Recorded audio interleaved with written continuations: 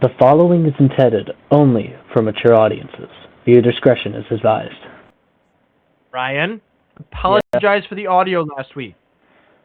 Sorry. Welcome back to the Gabe and Cowl podcast. I'm Ryan. And I'm Gabe. There's no Max this week, again. It's my fault this time. It's my fault. I couldn't record on a normal day, and I said, can we record on a different day? And Max said no, and then I said, okay, well, you guys can just record it on a normal day without me. And then he's like, no, you two should record on a different day without me. Yeah, I told Max that I didn't want to record with him. I wanted to record with Gabe.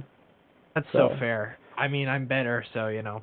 And when we're doing something like this video, I need good taste and good opinion, and I think Max can bring that. This is true. No, Max can't. What was that Justice League last week? All right. Well, why don't you start us off with some little highlights? I know you had a list of things. I do. I have some news. I've got some, like, very specifically superhero news, but I've got two things that are, like, not superhero news, but they're adjacent enough that I would like to mention them.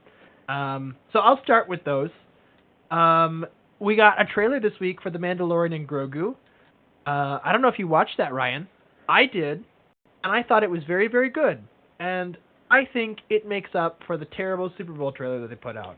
Yeah, I feel like most ads for the Super Bowl, or after the Super Bowl, had a lot more quality to them, like the Mandalorian and Grogu trailer, even though I haven't seen it. But just ads in general, I feel like after the Super Bowl was over, they kind of amped it up because they didn't want to pay the $10 million to go on the Super Bowl. But yeah, but well, like what I wish they would have done is they could have put out that that commercial, the Clydesdale commercial that they did, and then been like, trailer on YouTube now, and then you could have gone and watched it. I don't know why they waited a week. That was weird. All right, next piece of news. Next piece of news. We got a little update about Sonic 4, which comes up next year. Kristen Bell, that's Bell from The Good Place, or Anna from Frozen, is going to be voicing Amy Rose. Oh. Yeah. All right, and now on to the actual, like, superhero-specific stuff. So, Benedict Cumberbatch has clarified once and for all, and he said, this might be a spoiler, but I don't care. Doctor Strange is not in Doomsday. Doctor Strange is not going to be in Doomsday, but he's going to have a significant and important role in Avengers Secret Wars. Oh, yep. Next up, Spider-Noir is going to be a binge drop. All 8 episodes on May 27th. I don't like that. Time to binge. Maybe we should have a Nerdle Studios watch party. Next up, Chris Hemsworth has been talking about Thor. And, you know, we've mentioned a few times on here that we think Thor's time is coming to an end. He's going to die in Secret Wars. Well, I think we're wrong.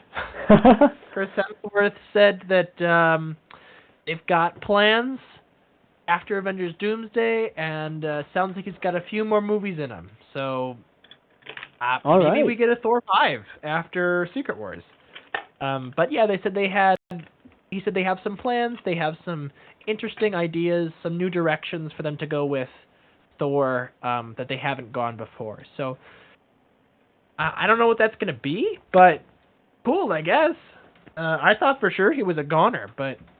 Yeah, I bet he's getting responsibilities and, like, actually following in his father's footsteps, even. I wonder if they're going to explore him building New Asgard as... Yeah, becoming King of Asgard, yeah. That would be good. All right. Yeah, next piece here, Carl Urban.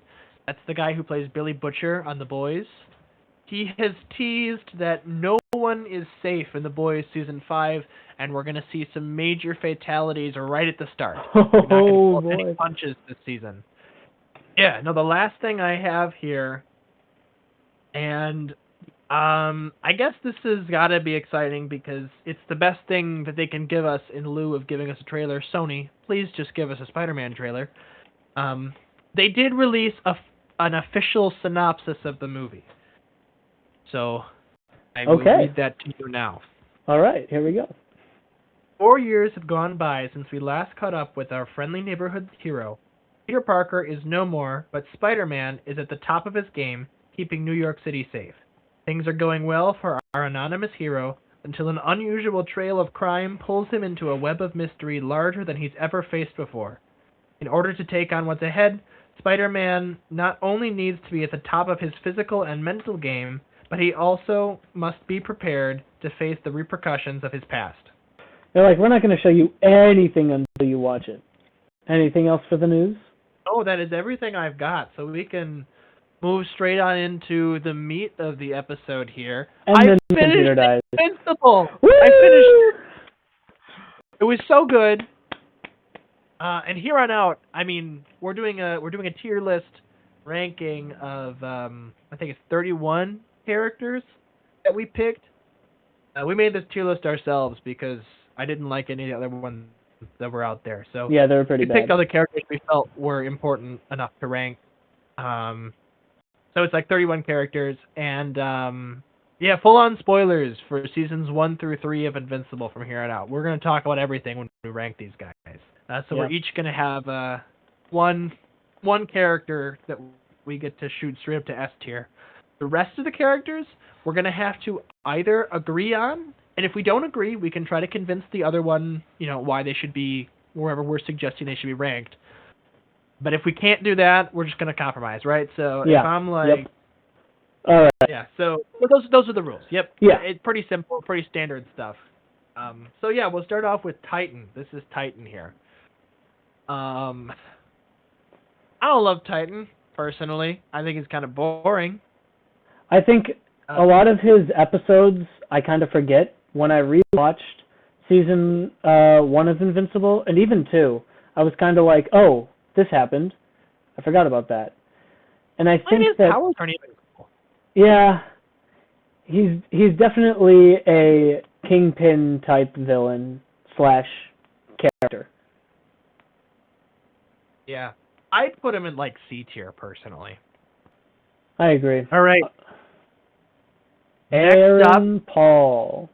Not Aaron Paul. Not just Aaron Paul. Just Paul. Just Paul. Paul, who, fun fact, doesn't have a last name because I Googled it. He is just Paul. He's just Debbie's boyfriend, Paul. Paul's such a guy. Paul's a great guy. I love Paul. Paul's trying so hard. He's such a sweet, understanding, and such a clueless guy. But he's smart in his own way. Yeah, so I'm trying to steer away from reading anything about the comics, just because I want the show to be a surprise for me, and this is, in a lot of ways, a fairly direct adaptation. So if I learn stuff about the comics, I'm going to spoil the show for myself. So definitely. I mean, I don't know what's going to happen with Paul, because we see in the trailer for season 4 that Omni-Man's going to come back to Earth, and part of me wants Omni-Man to be able to reconcile with Debbie.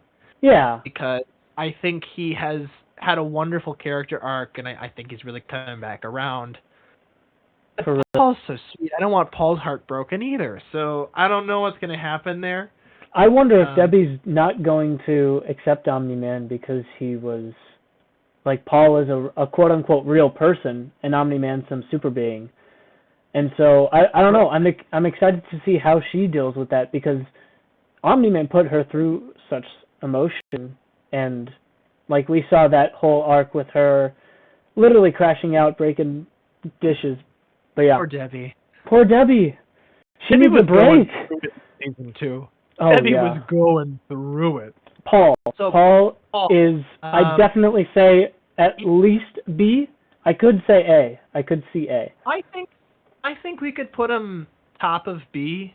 Sure. And I think we reserve the right to shift some stuff around as we fill this out more. So for now, we'll put him top of B with, potential to maybe go to bottom of A. Because he's a great character, but, I mean, let's be real, he's also just a dude. Yeah. He's a very real guy. Powerless. Yeah, super powerless, so. Power of emotion. Yeah. Yeah. All right, I like B tier. Rexplode. My golden buzzer, S tier. Oh, there you go. I was going to put him at A tier, near the top of A tier, but I love Rexplode. He's such a great comeback character. Yes, and I mean, he's dead. Yeah. I think pretty definitively. I mean, maybe he comes back, but I struggle to see a world in which he bounces back from blowing himself up. I mean, we didn't see a body, but what body would we find? He blew his skeleton up, right? So I struggle to see how he would come back. But there are no remains. Talk about a character arc. Yeah. He was so well written. He was. And his relationship with Mark too just got so much more friendly, and like he was a great guy when he got his head blown off. Yeah. Oh my gosh. No, he was such a knob in that first season, and even into a lot of the second season. And then he took a bullet through the head and somehow didn't die. And then you're right. He decided he was gonna be a better person, and then he had like this wonderful relationship with Shrinking Ray for a little bit that I thought was a great way to develop his character. So I really loved what they did with Rexplode. Yeah, I would have put him A, but I cannot fault you at all for shooting him up to S tier. I just loved that second season because that kind of, for me, came out of nowhere. The Lizard League was mentioned maybe 3 or 4 times, and so you never really knew who the Lizard League was, like they were referenced as a joke. But then seeing them infiltrate and basically kill most of the, what are they called? The Guardians of the Globe? Guardians of the Globe, thank you. Except not actually kill any of them. Well, yeah, true. I mean, seemingly kill all of them and not actually kill any of them. They did a lot of damage. I really thought Kate was gone. I thought Kate was gone too. That was and we'll get to her later, but I honestly thought Shrinking Ray was gone too, like for a second. Yeah. I'm really glad she recovered. I like Shrinking Ray. I'm glad Rex got back.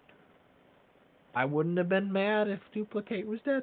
I wouldn't have been mad if Rex was the only one left standing, and that would solidify his S tier spot for me. Yeah, I would agree. But I like Shrinking Ray as well, so. That's fair. All right, enough about Rex Glaze. Yes. Next up, this is Mohawk Mark, but Mohawk Mark is a placeholder to just represent all of the Invincible variants as a concept, because we kind of decided that they serve the same purpose. So we're not ranking him, we're ranking the variants as a whole. Yeah. First off, I want to say that Mohawk Mark's noise that he emitted from his mouth was very annoying. Little giggle thing? His little just... That's what he sounded like to me. His little weird giggle, yeah. Kind of B-tier villains, maybe even A, because they destroyed the world, basically. I thought they were a great concept. We'll get into Angstrom when we get there. I don't know that Angstrom's plan was a great plan, but in terms of getting to watch evil Marks blow up the world and kill a bunch of superheroes, I thought that was really neat and a really cool concept. I thought the Invincible War episode was one of the best of the series. Honestly, it took a while for me to grow, for it to grow on me. I kind of thought that it came out of nowhere, which I guess is the appeal. It does come out of nowhere, but it was a really impactful. So much happened, So much happened. It might have been more effective if they stretched it out into a few more episodes. Mm-hmm. Maybe we cut out the Titan episode with the dragon. Oh thing. Yeah, that kind of. I mean, they could have just gotten rid of that and made the Invincible War 2 episodes. I think I would have liked that better. Yeah. But as it stands, I still think it worked very well as a concept. So I think we can put Mohawk Mark and the Invincible variants top of B. Top of B? Ahead Yeah, of Paul. I think that's fair. Yeah, no, that dragon episode, I completely forgot about it again. I'm gonna be so real. I was Yeah. watching it at the night. I was really tired, and I nodded off at the end of it. It's It definitely. was not. It was. I could not even keep my attention. I fell asleep. I only- went back. I watched the part that I missed, but I fell asleep. So I. The best You know, part it's was so the bad. end where Adam, Eve, and Mark fought him, because it was really cool to see them team up finally. But Yeah. it was definitely unnecessary. Next up, we got Amber. Wow, wow. Hmm. She. Can't see, but I'm thumbs downing her right now. I think she served her purpose. Thank God they broke up, though. Oh my gosh. She was very I MJ, but the bad parts of MJ. Yeah. No, I texted Ryan right at the end when I finished season 1, and I was like, they're still together, but I fully predict that they will be broken up, and he will get together with Eve because I can't stand Amber, and I can't do that. And also, Eve and Mark are perfect. And that's exactly what happened. And I was right because they are perfect, and it's wonderful. And Amber's the worst. Oh my gosh. Yeah. I was so mad at her. This fictional cartoon character. When she was like, I knew the whole time. Like, you jerk. Like, and you're still. He literally has superpowers. And Mark's invincible, and he's got superpowers, and he's saving the world, and you're still. He can't tell you. Having temper tantrums when they were, because that was the whole one where they were at college, right? And like he saved her from the Sinclair's goons or Sinclair whatever. robot dude things. Which what a fucked up guy. Like, anyways, we'll get. Sorry, I don't want to swear in this pod. I think, you know what, we're talking about R-rated material, so. That's true. Okay, sorry, continue with Amber. Yeah, no, she just, like, oh, what a bitch. Like, yeah. Well, I think she had the expectations of dating, like, a quote-unquote normal guy, but then Invincible can't be that because he has responsibility. With great power comes great responsibility, and he had to use that power. She knew at the college that he saved her, and then she still threw a hissy fit. Who does that? Yeah. What even was her major in college? I don't know. Being a bitch, probably. I don't know. Oh boy, gave us some strong opinions, which are very bad. All right. Yep. D tier. Would you put her in F? What redeemable qualities does she have? Okay, I can't quite put her in F tier because I do think she was much more supportive in season 2. That's true. I mean, she tried her best, but she was trying. Their relationship wasn't gonna last. But this relationship might last with Monster Girl and Rudy. Monster Girl. Monster Girl's really chill. I like Monster Girl. And I like the voice actress, too. I don't know if you noticed. It's Daphne. It's Daphne from Scooby-Doo. Oh, my gosh. I never did notice. That's crazy. She voices several characters in this show. She's Monster Girl. She's Shrinking Ray. She's Eve's mom. Wow. She's several different characters. And, yeah, I love her. I think she's great. I think she's a really cool character because she has such a mature mind, but, like, she won't be taken seriously no matter what she does. And right, so, because she's a child. Right. But not anymore. We fixed it. We fixed it! Oh, wow. I wonder how that's going to go because, like, I don't know. What if it malfunctions or what if there's side effects? But I mean, that would very much be something that I could see them exploring. But I don't know. Hopefully, there's no side effects and it works perfectly because Rudy genius deserves to be with her. We decided that Robot and Rudy are different enough characters, even though they're the same person, that we split them up, because I feel like the way Robot behaves in season 1 is different than Rudy. Yeah, you know what I definitely, mean? and it's also a completely different body, even though they have the same consciousness. But like with the Mauler twins too, they are clones, but they can still grow. Right. So we decided to split them up, even though they're the same person. So yeah, we'll get to Rudy and Robot, but Monster Girl, I think, is a good character, a very valuable member of the Guardians. She's tough too. Like she got a punch out of her face. I'd pitch to put her in either high B or A, low A. I would put her in A, yeah, and with the assumption that she'd be low A. Cool. I love this guy. He reminds me of Doofenshmirtz. He's so that's so true. He's so chaotic. He's so stupid for no reason.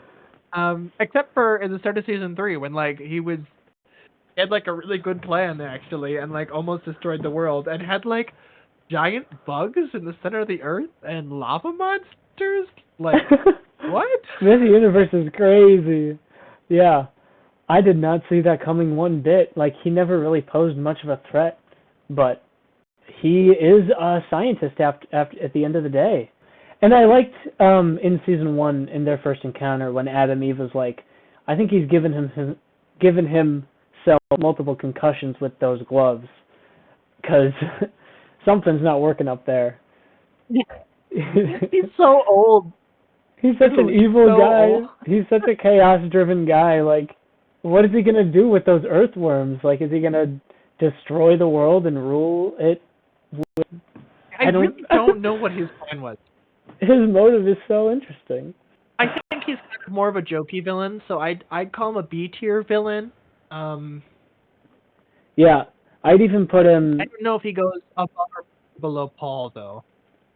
Definitely below. I was thinking even high C above Tombstone, but I think low B is good. Titan, sorry. Is he not Tombstone? Is he not? Not Tombstone. There is a Tombstone. I mean, he kind of is basically just Tombstone. Robot. Connection. So this is terminated. Basically Robot for all of season 1, and then anytime Rudy's using a drone in season 2 or 3. Yeah. I really, really liked Robot in season 1. I did not see the body thing coming at all. I kind of thought he'd be a villain. Oh yeah, totally caught me off guard. Yeah, his blob form is so unfortunate because he's so smart and gifted, but no body to show for it. And so when he has these robots, man, he's such a innovative person, in a way like Stephen Hawking's. No, I would agree with that. I think he's a really good character. I don't know. I don't quite know where to put him though. Him as Robot is a lot more creepy and a lot more unlikable, but also because he is a robot and he does not have basic human social cues. And that kind of drops. But also, he's such a battle intelligent character. So I'd probably put him in B tier personally. B tier? Yeah. What do you think? Top of B? I'd say top of B. Would you argue A? Because I can see A. Well, I could go for high B or low A. So I don't. I'm comfortable putting him here. Okay, cool. Because I have a lot of A tier characters to come. Next up is Cecil Stedman. I'm going to use my golden buzzer on Cecil. Boo! I just, season 1, I'm this guy gets it. He's chill, he's calculating, He's really good at his job. He's Walton Goggins, who's a fantastic actor. Yeah. He looks cool. He's got the teleportation. And then, as it just kind of kept going, season 2, he was really good, sending Mark on the missions. And you can tell he's a very complex character because, like, he clearly cares about his heroes. Yeah. To a point, right? Like, he needs to know that they are going to serve his idea of good.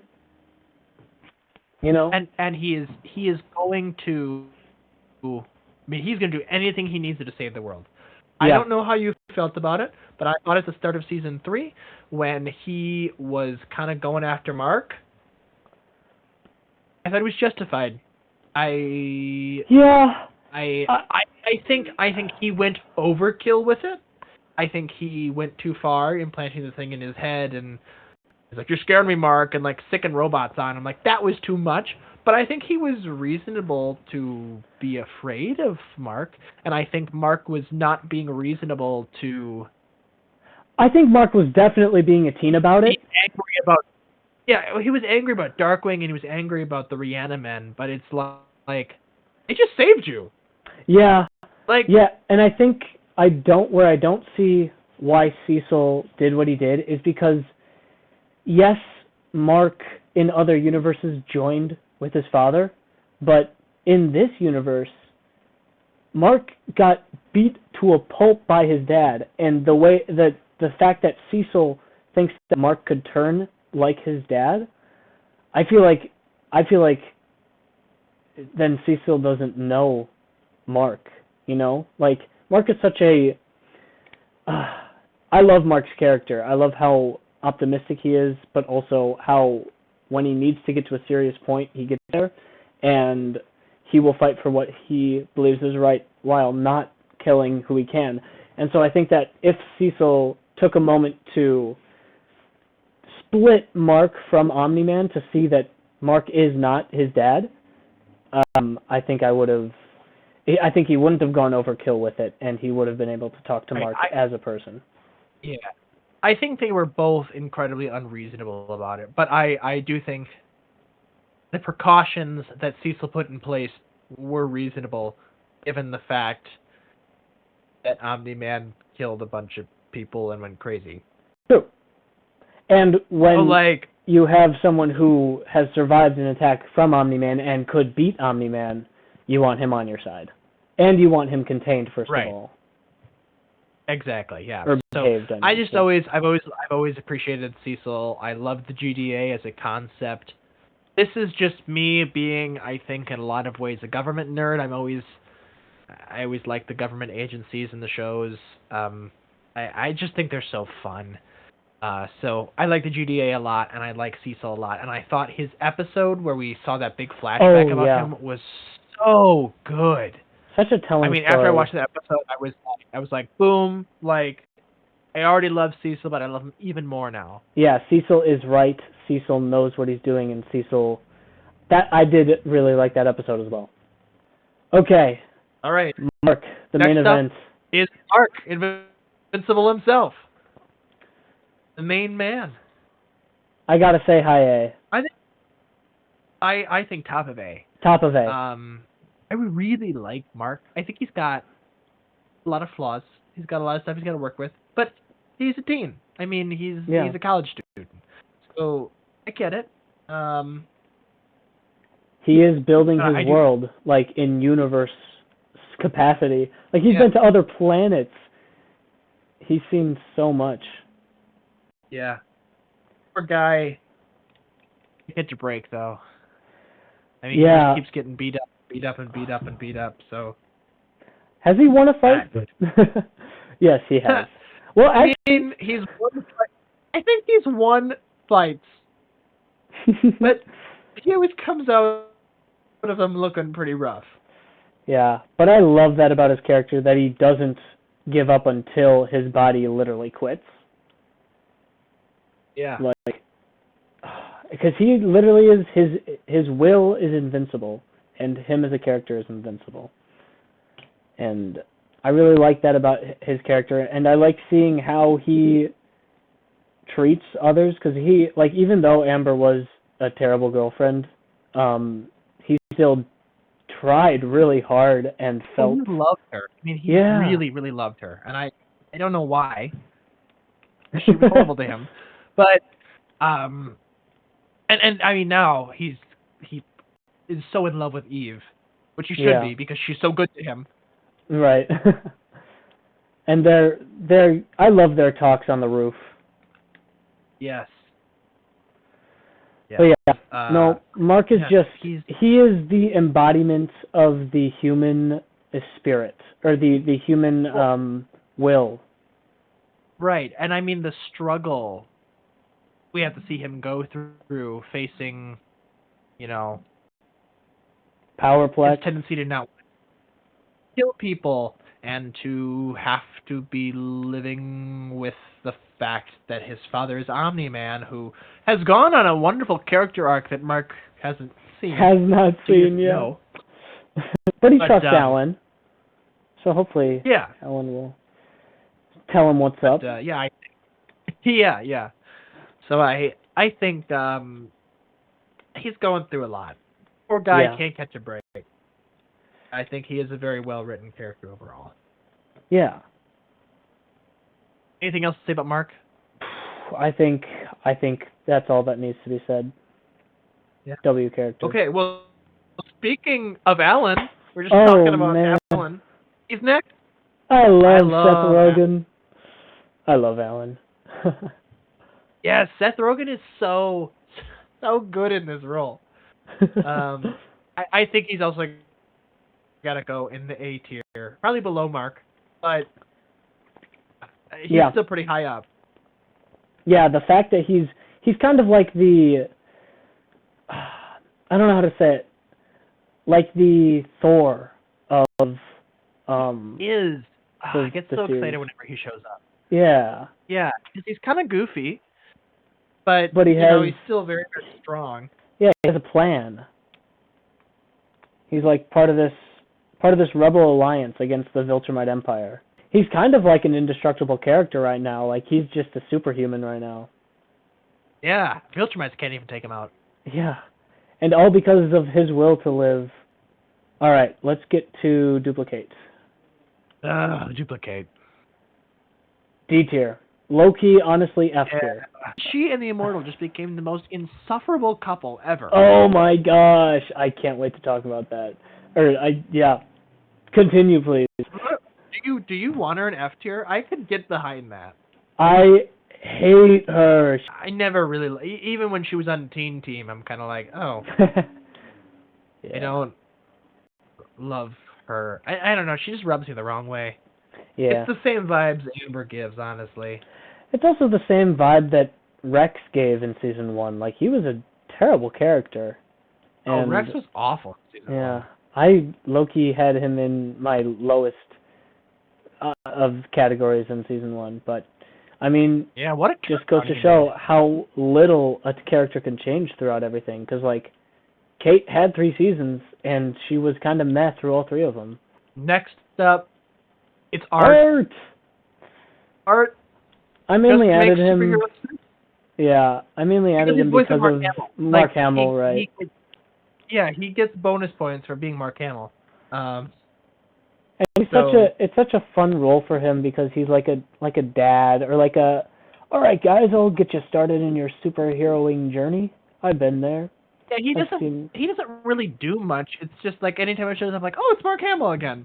So I don't know. I feel like we could put him like bottom of B or like top of C because he doesn't do much. But it's Mark Hamill, so like you get points for being Mark Hamill.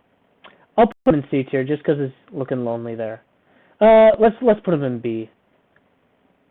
Because he also beneath Cyberneck. Yeah, you can have a beer with him on the roof. Like, he's chill. He's chill. I totally thought Omni-Man was gonna kill him in Season 1 though. Yeah, I was a little scared for a second. All right, Shrinking Ray. Right. Next up is Shrinking Ray. Shrinking Ray is a character that, very much like Duplicate, I did not like much in Season 1 because I didn't think like she did much, Yeah. But I thought Season 3 is really what shot her up the list for me. Also, she almost died when she got like eaten by that lizard guy, so that was cool. Yeah. She's basically Ant-Man, which is a cool power, but it's the relationship with Rex and that sort of thing that really I think it's like, oh my, no, you're a real person now, you know, like, and we'll get to it with some of these other Guardians. I feel like some of the Guardians don't have any personality to them. They're just superheroes. Yeah. For the sake of superheroes. Drinking Ray was that for a while, but now I feel like they've actually given her some character. And I think her character is wanting more of a life and less of a superhero life, because her powers aren't anything crazy, but they're still useful. And so if she becomes like a friendly neighborhood kind of character, I could see her doing that. Like not doing crazy space missions, but like helping out when she can. Because I definitely think she deserves... and it's kind of hypocritical, I feel, because I'm talking about Kate being a terrible character for giving up on superheroing, while we have Ray, who we got similar, like you were saying, similar vibes from Kate, but it's just such a more personal story. It was done. It was the way it was done. I mean, I didn't like the way they did Kate's I Want to Leave story, but I liked the way they did Shrinking Ray's I Want to Leave story. You know, I mean, it's there are just certain characters that, like, depending on how you write their story, they can have the same beats, but it's done differently, and that can, you know, that can change a lot. All right. Next up is Bulletproof. Burha was just talking about Guardians with no personality. Bulletproof is one of the ones I was talking about. He is literally hand-me-downs of Invincible. Like, I mean, he has yet to do anything interesting other than leave the Guardians. I mean, that's all he did. That was it. He was like, yeah, I'll leave with you guys, with Rex and Ray and all of them. But other than that, yeah, I don't even know what his powers are, other than, I mean, flight, bulletproof. Have we seen him do anything? Does he have bullet manipulation? I seriously can't think of him doing anything in a fight ever.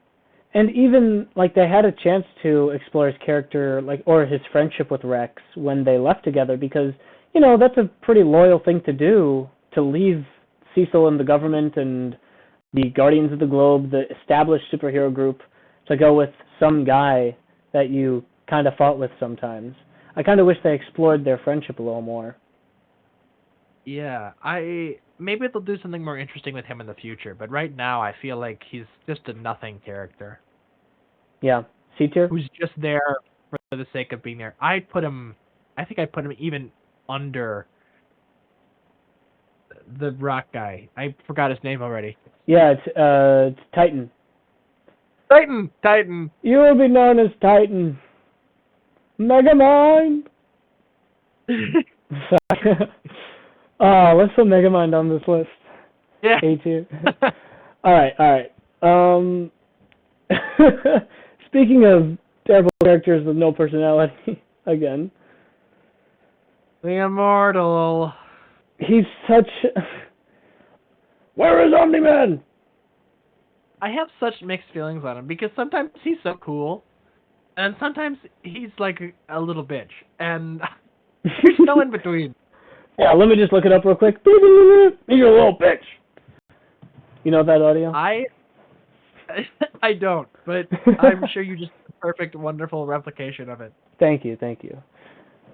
Yeah, no, I think that he has his moments. I liked when they went into the future and he was like the king, and he was like, "You left me, Mark," and then Mark had to decapitate him.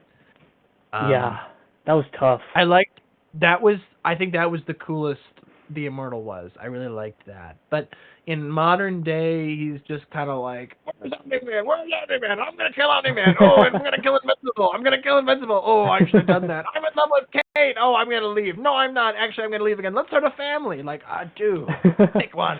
Just, settle down. Be happy. Because, like, you could tell when he went to the future, he had so much responsibility that he did not want, and he could not handle mentally.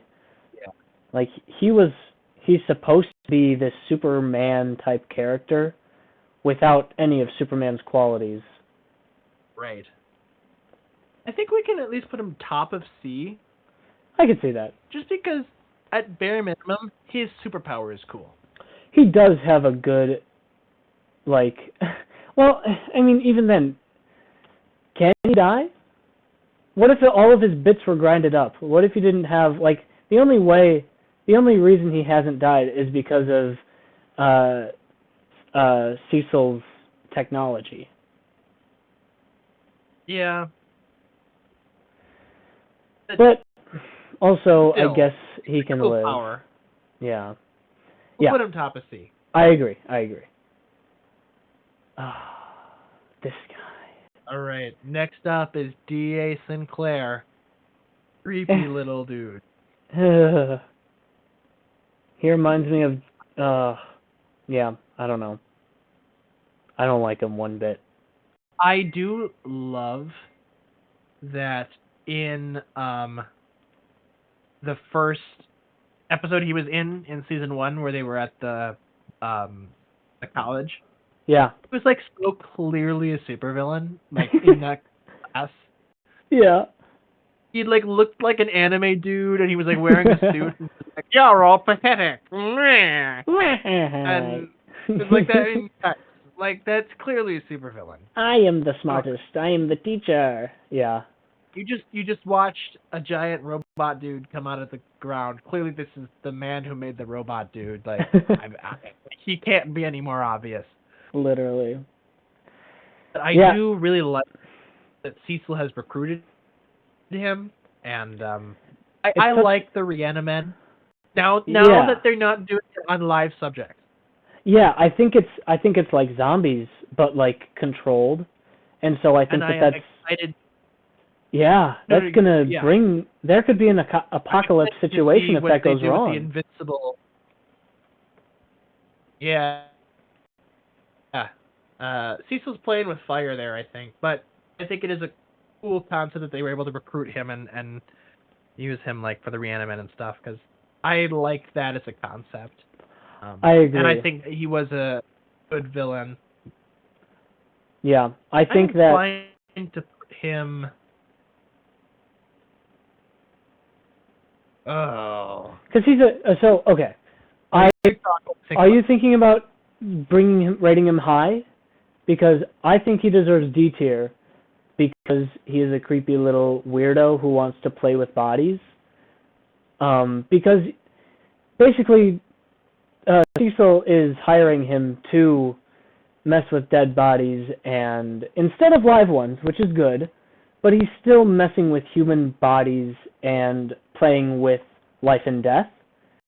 So I think I like his character and I like his substance, but I think he should be a D tier character. You are right, because all of the interesting things about him are literally things that Cecil's making him do. Right, and that's why I think Cecil as a character should be higher, but we shouldn't group Cecil's ideas with the guy who's doing his ideas, personally. We can at least put him above Amber, though, right? Oh, yeah. Toying with dead people, breaking up with Mark. All right. What are those crimes that's not like the other? Yeah, for real. This guy? I know That's that Rick. Rick. I was going to say it was William's boyfriend. I just did not remember his name. I really like his character, and I like how he switched from being a zombie to reviving and kind of being a super, like cyborg, in a way, where he has now superhuman capabilities because of machines. Yeah, I think he's nice enough. I don't have anything. He's not with him. Yeah, he's good at bowling. William's good at bowling. William's good at bowling. Yeah. I think he's very much kind of like like a Bulletproof, where he just hasn't done enough for me to. Yeah, like he grabbed William during whatever Mark's Invincible war. He like grabbed a slab of concrete, so we see his strength. So clearly he's still strong. Yeah. Yeah. And I hope that I did like the whole arc in what was it, season 2, where he was like gonna kill himself because Yeah. he like not sure how human he was, and then like Donald had to walk him off the cliff. And Donald, we'll get to that, but like Donald, out of anybody to tell him that, like, what poetry? Yeah. All right, Yeah, so I think C tier. it has some really good beats. Top of C? I'd say Or middle below of C. Immortal? I don't really mind. He's not a superhero, so Above I'd be Titan? fine to, yeah, kind of just like right in the middle. Yeah. Right there? Yeah. Okay, yeah. Below Immortal, but above Titan, because Titan's boring. Yeah. Okay. Next up, we got Multi-Pole. Oh boy. What a random character just throw Don't in. like Multi-Pole. Yeah. The Declaration of Independence, like, that's his fault. And then, like, he was beating up Rex for no reason. Literally. And him, of all people, should know that his sister... No, he didn't. No, he didn't. And she's still alive. You dumbass. Like, not even... Yeah, number one, his sister was still alive, and number two, like, he was just in the room when she died. Like, what? Rex saved them. So, I'm so sorry. I'm so sorry. And the Rex was just getting shot in the head while Kate died. How awful. Yeah, whoops. Yeah, definitely a D tier character, in my opinion. Not much to say.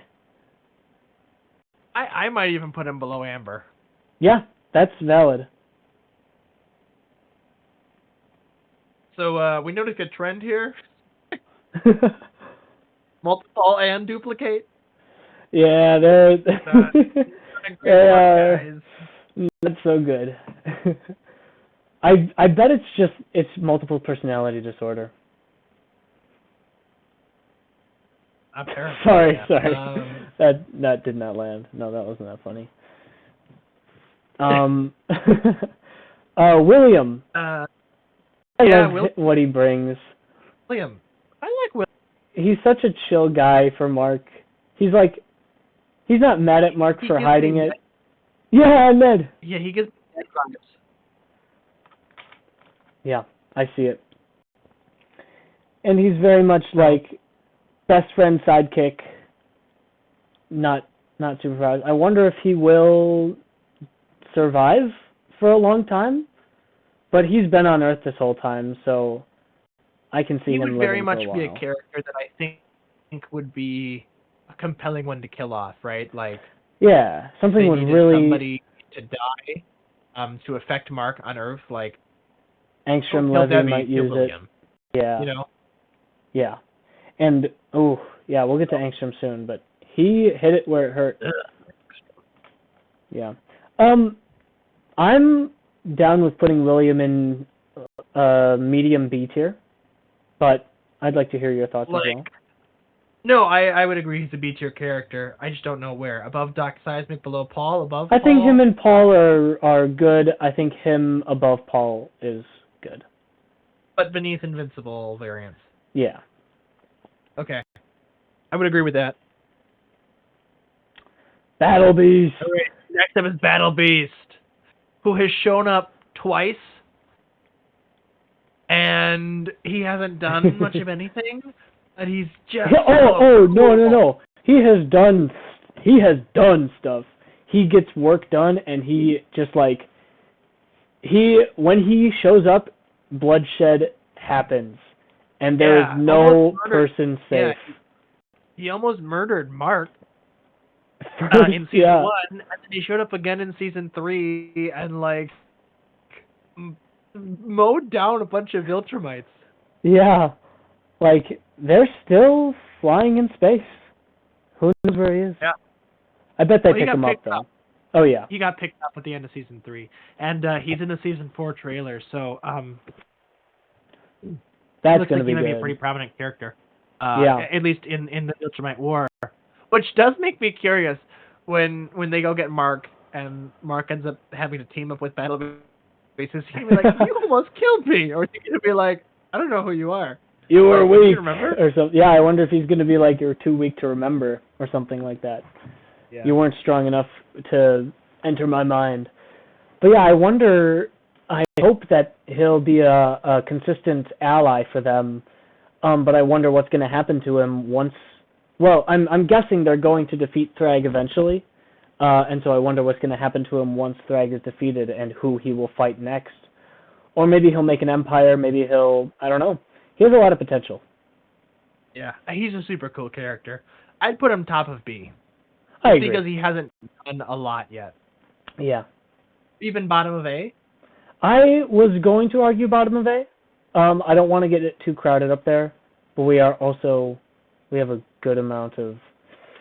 Oh man, this is such a nice list. Let's put him top of B, and then see where we sit at the end.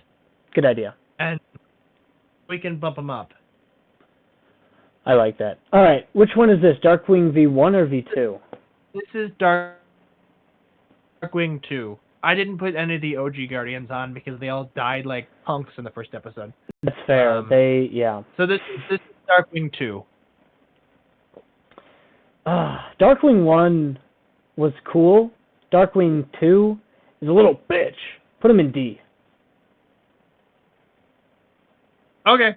What are your thoughts? I have no strong feelings on him. I think his power's cool, but it made me mad when he fought Mark. Yeah, he really. All these people fighting Mark have no good motives.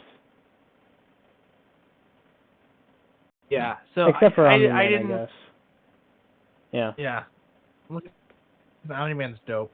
No, I didn't love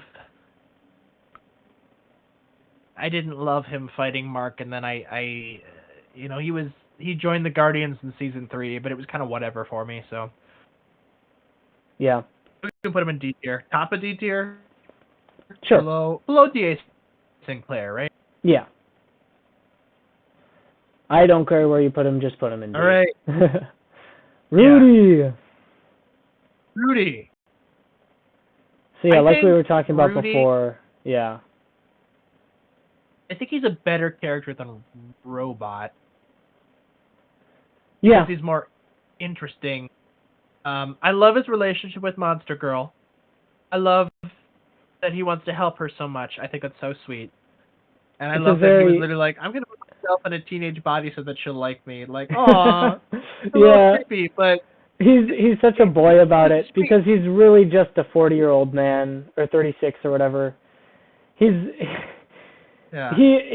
in mind. Sweet. Yeah, but he tries. He's never had social interaction. He's working on it.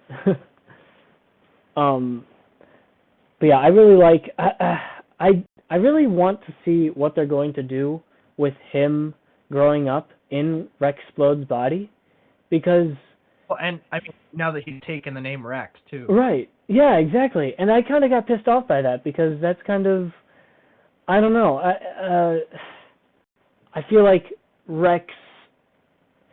If Rudy plays Rex the way that Rex was played, then I will respect it. Does that make sense? I guess. I think I know what you mean. Yeah.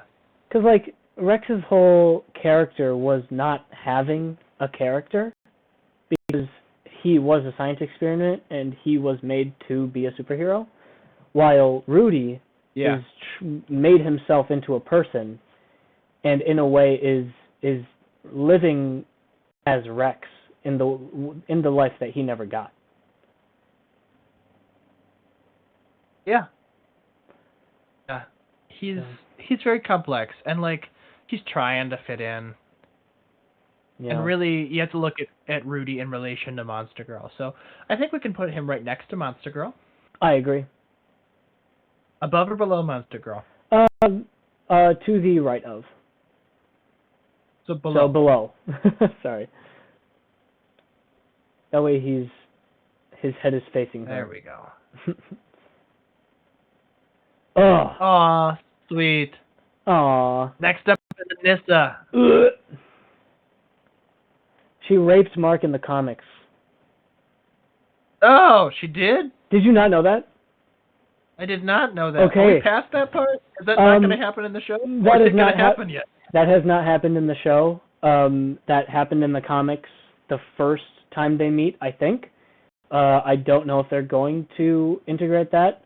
I think her character is kind of done. That would be a good Because thing didn't to she skip. get killed in space by Alan? I don't think so. Was that somebody else? Uh, I thought Alan killed her in space, but that might have been a different Viltrumite. I don't think so. I'll Google it. You keep talking while I Google it. Okay.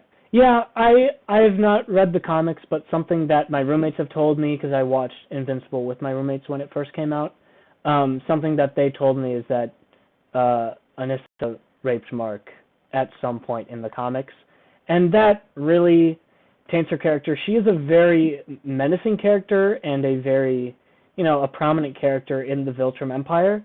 She is like Hermes, like the messenger. So she tells Mark, she's like, hey, dude, you got to submit or you're cooked. We're going to bring somebody to fight you. And honestly, I kind of forgot about her whole showing up and like giving Mark his ultimatum. Because like she essentially killed a boatload of people, right? Or did she save them? I don't remember, from that giant fish monster. I think she saved them. Also, she's not dead. I did Google it. She is not dead. Dang. Oh well. Maybe there's gonna have some freaky stuff in the future for Mark. I hope not. Yeah, me too. Although that would kind of be on brand for the show. Yeah. It's gotten into some dark stuff, so. I'd say D tier personally, but I'd like to hear your opinions. She didn't do a whole lot. That detail kind of sours her for me. I didn't know that. I thought she worked for what she did so far. Showing up, threatening. We should have just killed Amber, but. I wonder how that would have impacted Mark. That would have been crazy to see. Yeah. She had she is the cause of them breaking up, so that's kind of a win. True. Their fight was neat, and I don't know. I think she was the nicest of the Viltrumites that we've seen so far.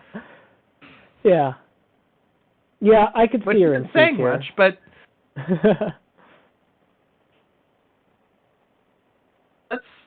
let's put her like right here. Can I say low above C? Titan.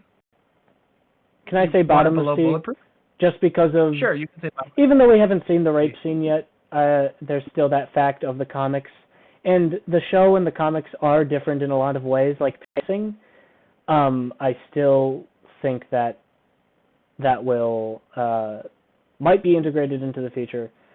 I just don't. I have a bad feeling about her in general, so I don't know. Okay, no, that's fair. All right, next up is Omni Man. Oh boy. We agree this is our final S tier character? This is going to be tough to convince me, because I have somebody else that I want to put in S tier.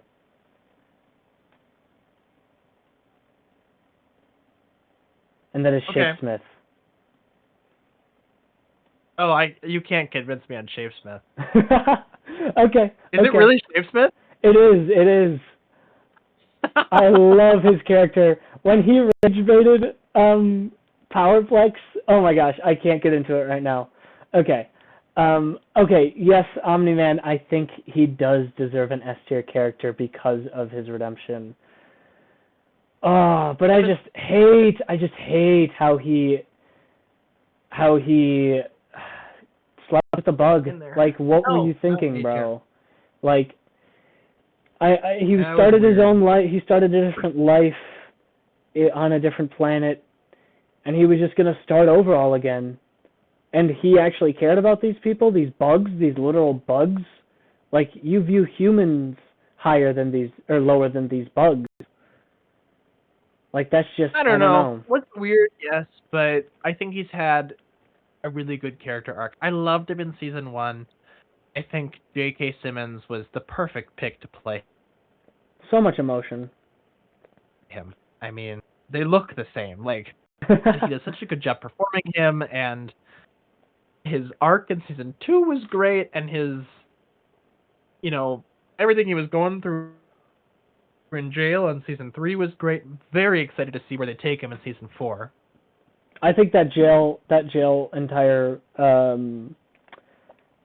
just that entire plot was really good for him.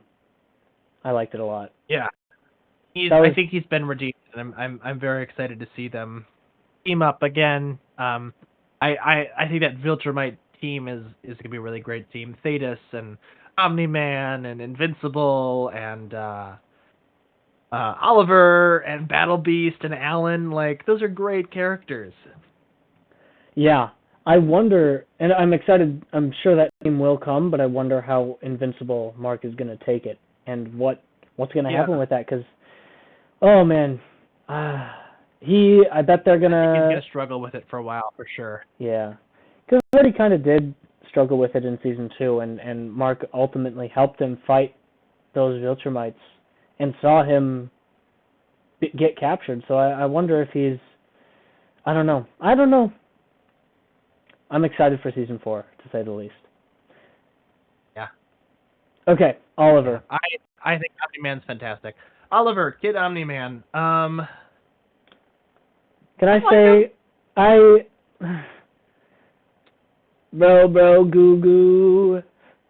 Bro was a baby for a week, and then he just, I don't know. He's, I don't know what to think of him. I got so scared when he killed the Mauler twins. I was like, dude, this kid has no sense.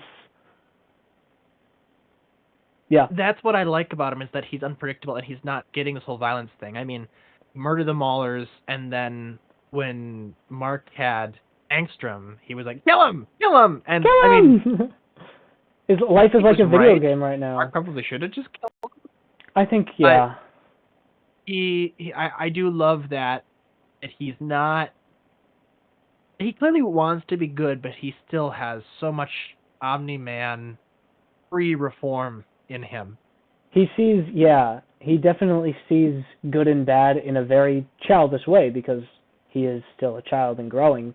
And I think Debbie did a really good job of teaching him how to be a good person and good superhero.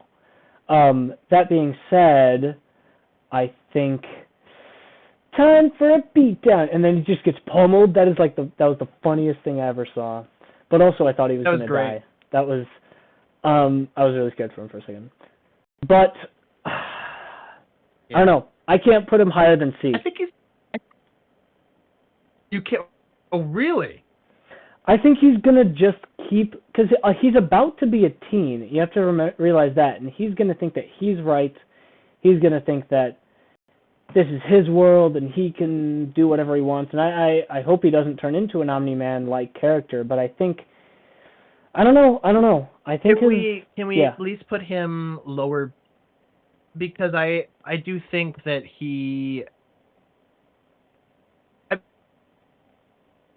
was annoying, because he's a child, and children are just always annoying. But I do think that just this Omni-Man-ish nature in him, and this, in many ways, ticking time bomb that he is, I think is a very interesting character trait. And I do really like that, and the unpredictability of him. So I would put him somewhere in here. Okay, I'll say bottom of B. That's as high as I can go. Okay. Yeah, because he is still a kid and he is unpredictable, but he's got a lot of potential. I actually would have put him bottom of A, but bottom of B is fine. That's fair. All right. Conquest. Next up, Conquest. I got very mixed feelings on Conquest because he was cool. The problem was I watched the show years after it came out, and so I knew Conquest was coming, and I guess I just thought he was going to be a bigger part of this season. So I was a little underwhelmed by the fact that he was just in the last episode, and then he kind of just punched people. Yeah. I loved parallels in his fight with Mark.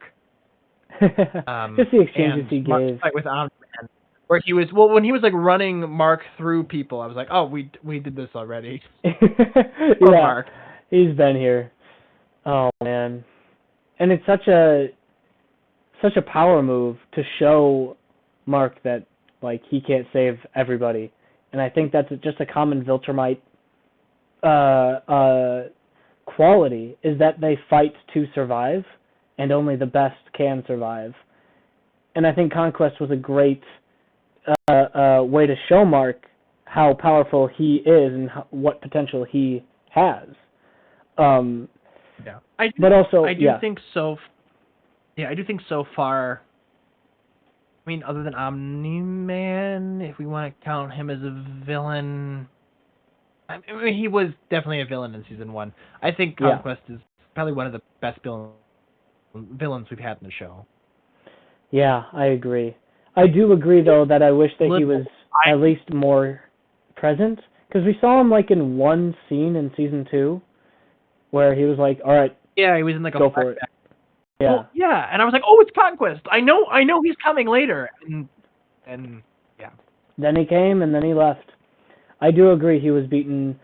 I don't want to say easily, because he really, like, that was a big fight. That was the fight of the season.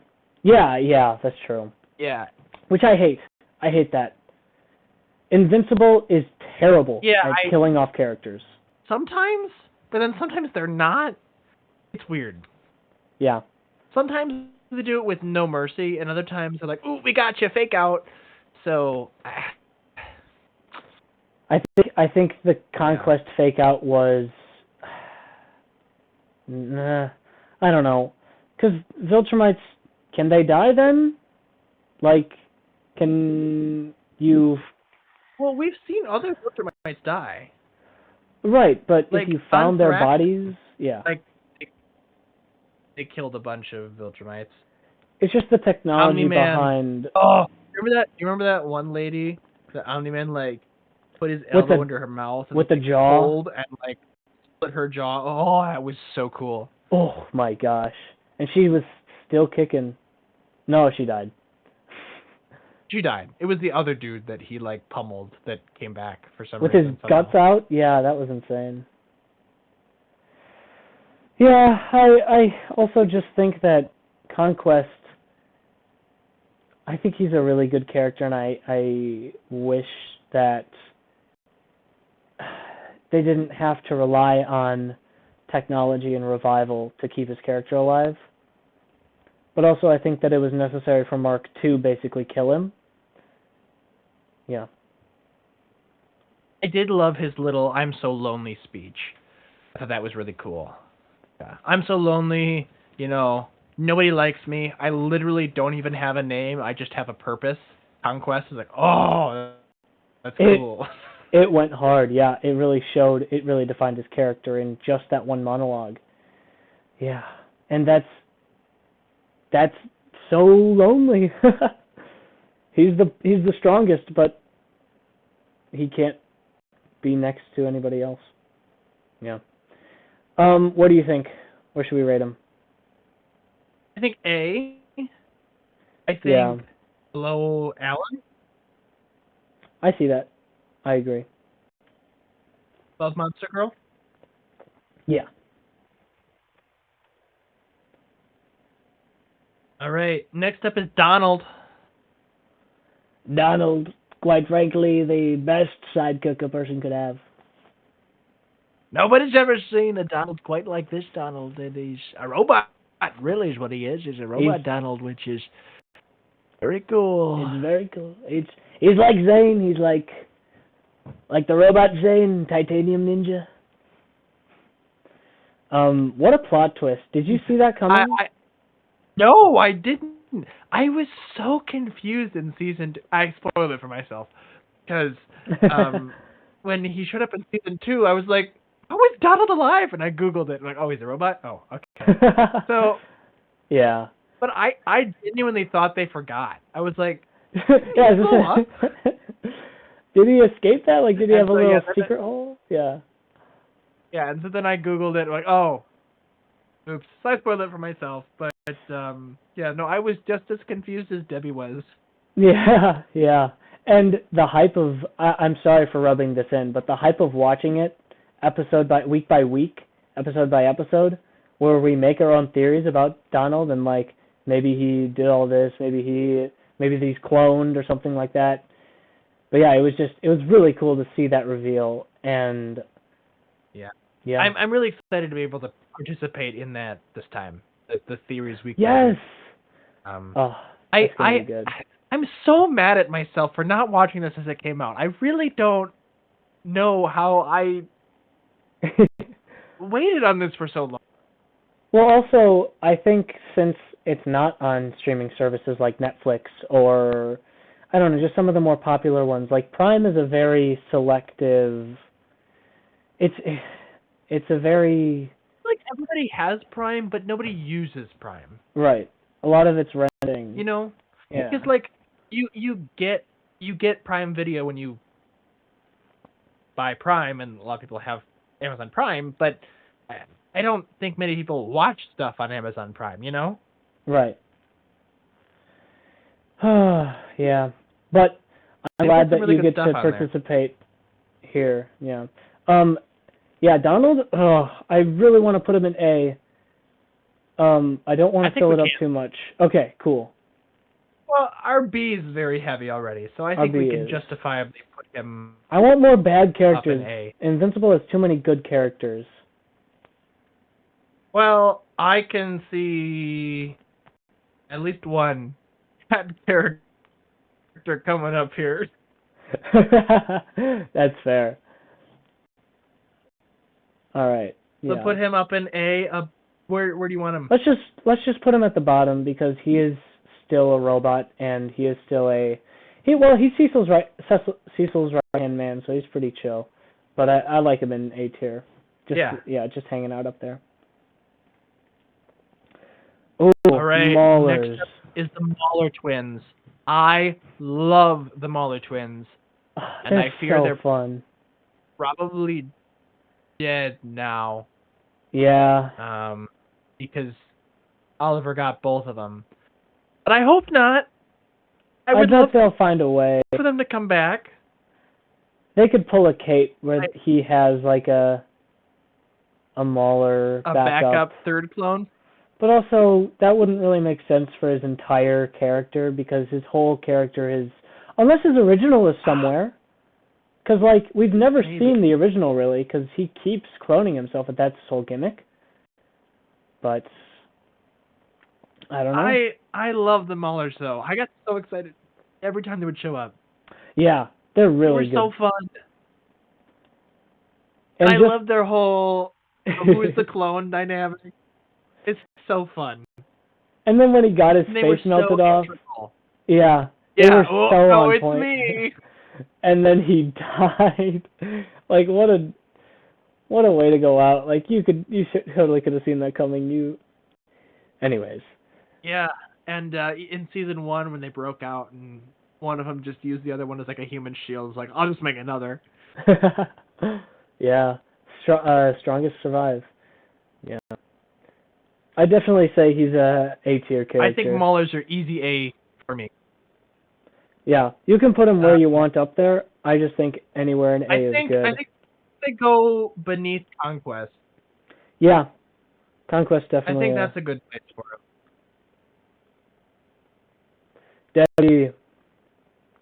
Debbie is up next. What a rock. Debbie's great. But is Debbie A tier great?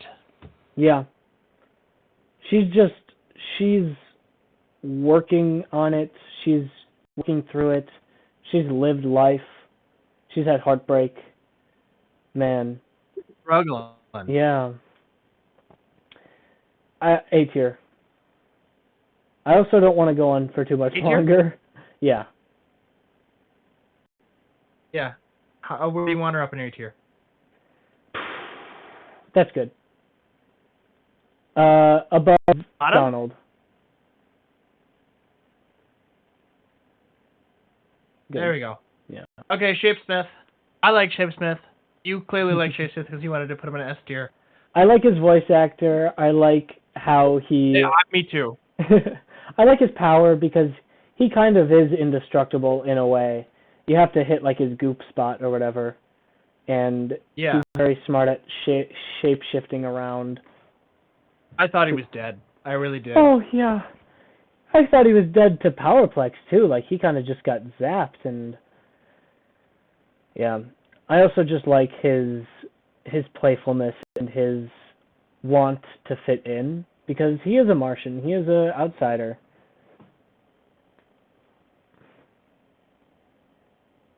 Yeah. I can justify him not top of A, but near top of A. I could put him right under Alan. Sure.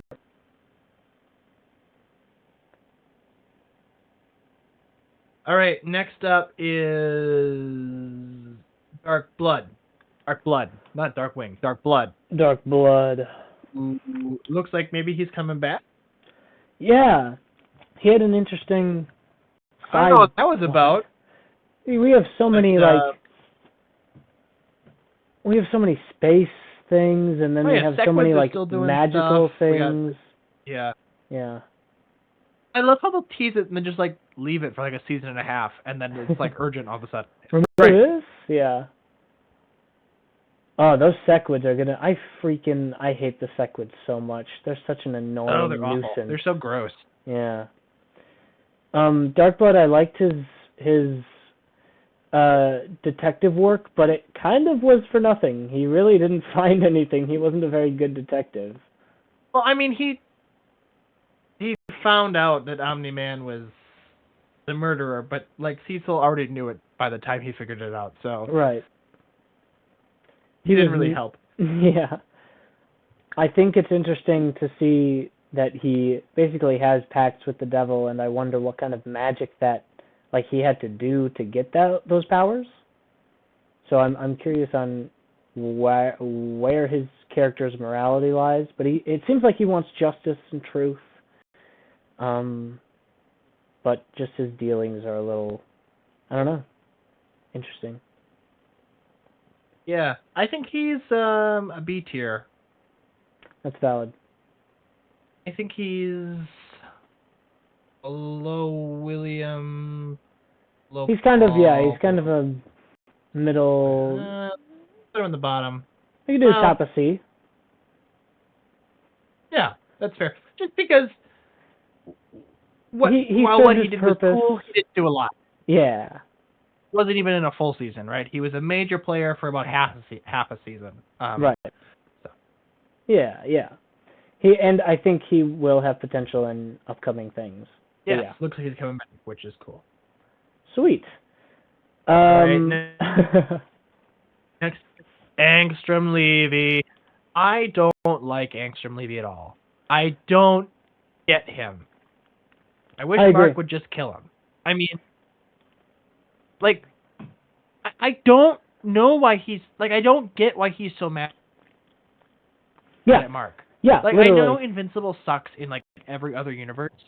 Why do you want to kill the one that is clearly good? He stands for good. He protects people. Like, he doesn't see... And then, and then he recruits the bad one. Right, I know. While the Invincible War was really cool, the plan doesn't make any sense. Yeah, like, he doesn't see himself as the villain. He sees himself as the protector of that world, even though Invincible is that protector. And also... Yeah, and it's yeah. You go. It's just like this weird revenge story that doesn't feel earned or justified to me. Like, what does he even want revenge for? What did Mark do other than almost kill him? Because he was, like, trying to kill Oliver and his mom. For what? Well, and also, the original Angstrom... The invention? He didn't even... Angstrom blew up the original invention. He didn't want to see violence in his utopia, So he took off the helmet. Invincible was getting a beat down by the Maulers, but, like, just wait for the process to be done, achieve excellence, achieve perfection, and then, like, I don't know, his whole purpose as a character for his beginning was to bring himself together as a whole. And I think that he wanted peace, but, like, he causes so much violence. So his character has a weird double standard, and I really don't like it. Yeah. Also, I think his brain is so big, it's like represents the ego. Like his ego is so large, as big as his head. Yeah, literally. F tier? I think so.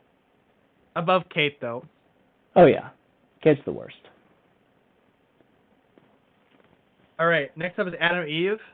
I don't know how you feel about her. I think she should be the absolute tippy top of A. Yeah. I'd put her over Mark. Honestly. I almost wanted to argue Adam Eve in S tier.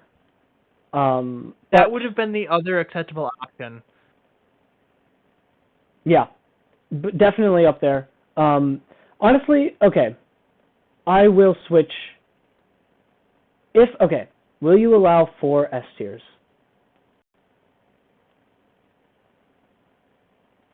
Because I would be willing to switch Rex with Adam Eve, but also I really think Rex deserves S tier. And I think while top 3 is the best. I also like. I think we can put Adam Eve up in S. Definitely above. Yeah. Because I would. Oh, I don't have these ordered. I'd switch Rex and Cecil. Yeah, let's put it here. Switch Rex and Cecil. Okay. Yeah. Perfect. Yeah. No, I know we said 3, but my 3 picks were always Omni-Man, Eve, and Cecil. And if yours were Eve and Rex and Omni-Man, then like I think we can, we could agree on that. I think she's a fantastic character. I've liked her since, first episode. Her powers are so cool, and her character's great, and I love her relationship with Mark now. She's just such a good character. I know there's a spin-off. I don't know if you watched that. I have not watched it yet. Oh, you need to. I am looking forward to. Yeah, I'm looking forward to watching it. I love her so much. She's such a great character. Oh my goodness. She stands for such good things too. Like she's studying architecture to build her powers. Like she is really smart with her powers, and she's gotten armor for herself. I was kind of frustrated with her in the first 2 seasons, but that 3rd season really shows her powers and shows how much she can do. And I really love that. Yes. I'm very excited to see her in season 4, and not to spoil it for anybody who doesn't know why her powers are on the fritz, but Ryan and I know why her powers are on the fritz, and that's exciting. Yeah, that's going to be great to see. All right. Final character, it looks like. Last up is Powerplex. Yes. To me, Powerplex is everything Angstrom Levy is trying to be, but if it was done right. Yeah. He's this whole, it's this irrational hatred of Invincible, wanting revenge, but the revenge makes sense. And in that revenge, he, just like Angstrom, he dug his own grave, and man, like, he did more damage than, like, he to did, himself. Right, his wife and his kid. Oh, man. And, like, he still is convinced that Mark is the villain for some reason. Yeah. Oh, I really hated him when he showed up on my screen. I was like, what the heck? What is this guy doing? And then, like, seeing his story, it makes sense. You lost so much, but you gotta pin the blame on the right person. And that's just it. Like, Invincible was there, but he was getting beat up. Yeah. Like that's the thing that I don't like. How can you really blame him? Like he didn't. He's clearly a hero. He's been helping people in the meantime. It's not like he purposely kills people. He just, Right. with his, and it's not even carelessness. He just tries to beat the bad guy any way he can. And I mean, Omni-Man was a crazy final boss to fight when he just learns his powers and he's, not entirely trained to his peak statistics. But yeah, Powerplex. Also, Powerplex posed well, I don't know if he posed a threat. Invincible kind of just withstood all of that damage. Yeah. Well, and I mean, like, he fried his wife and his child and then still pinned it on Invincible. Like, this man is insane. Unstable. Yeah. And that's a threatening character. And I hope we see more of him. Oh, yeah. I do think he's a really, really interesting character. I think he's A tier for sure. Can we just put him in F? Yeah, but he's a good character. He is a really good character, but I hate him so much. Yeah, but that doesn't. I mean, but Angstrom's an F because Angstrom sucks. That's true. So by that same logic, Powerplex has got to be an A because he's Angstrom, but if Angstrom was good. Yeah, I see what you mean. Ugh. Let's put him. I think A is a good spot. I just want to I don't want to fill it up there. Yeah. No, below Maulers. Below Maulers? Yeah. All right. Any tweaking you want to do? Here's the final list. Any tweaking we need to do? We have a lot of A tiers, which is good because this show has a lot of A tier characters. Do you have any opinions on moving people? I think I'm pretty happy with how it fits. Okay. I don't see anybody that I think I'd want to put up or down, really. Yeah. I would even say Immortal in D tier, but that's just me. I think he's fine where he's at. Yeah, that's true. Yeah. Wow. What a good list. Yeah. That was fun. I'm so glad I watched it. Yeah, thank you for catching up with that. Like, that was quick turnaround, too, on you. Consumed a lot of media. It was wonderful. Oh, that's great. Well, yeah, let us know what your tier ratings or thoughts on our own tier list is. Also, Gabe, tell us about the Spotify. Oh, yeah, you should follow us on Spotify and subscribe on YouTube. If you're watching these and you're listening to these and you like these, follow us on Spotify, subscribe on YouTube, follow on Apple Podcasts if you can do that. Again, I don't know how Apple Podcasts work. And just talk to your friends, ask them about what their favorite Invincible characters are, and show them our video and show them how right we are. Like, right, guys? Right, Gabe? Right. But yeah, we also have a Patreon. Be sure to follow that. Be sure to know where to get there. We'll get some good stuff out there. And we've got merch. We have merch! We were in sync on that. Buy our merch! My merch came in like yesterday, and it's pretty good merch. Hooray! Thank you all so much for watching. We'll see you next week.